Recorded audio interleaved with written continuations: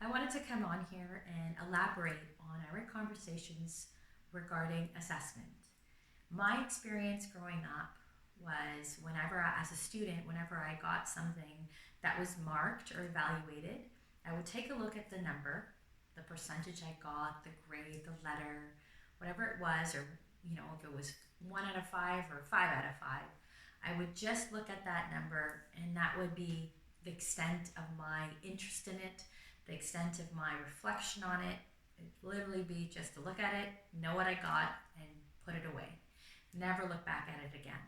I realized that that really was to my detriment, because in order to really take value from the assessments that were given to me, I would have questioned it and said, okay, well, why did I get 1 out of 5? What is it that I needed to get for those extra 4 marks? Why is it that I got 5 out of 5? What is it that I knew and understood very well, and how can I apply that into future, problems, future assessment, future things that I needed to know in terms of that knowledge. And that would have been a more useful and fruitful way of getting those kinds of evaluations. So that's where we're really moving towards in our understanding and the way that we educate with our students. We want to do continuous assessment on them on an ongoing basis, daily, in order to provide them with feedback. Feedback is such a powerful tool for students because it gives them some reason, some understanding about their own self-learning processes. And it allows them to reflect and critically think about, well, how do I know this? What are the ways that I know this? Can I apply this in another situation or in another way in the future? And really extend that thinking. And that's what we want, right? We don't want students to learn something and then for them to be like, well, I've got that learning, I did the test or quiz or exam, and now I never have to return to that learning again. No, we want that learning to be scaffolded, to be with them, to grow with them, to help them to solve other situations and problems, for them to apply that knowledge in another context, in another way. That's what we really want. So we want to make sure we emulate that in our own evaluative processes. So we don't want to just be judging our students, knowledge and understanding.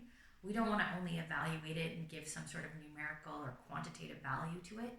We really want to look at what it is that they're creating and producing in our classrooms, and we want to be able to say, okay, how can I provide feedback to you with what you've produced here in order to decide where we'll move with your knowing and understanding? How will you move to the next steps?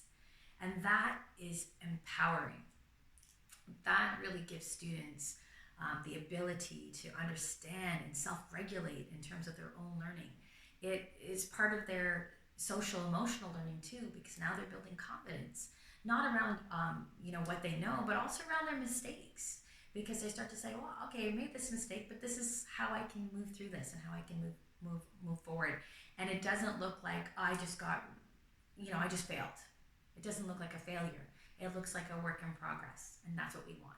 So when you are looking at your students, I really want you to take this approach with your assessment strategies.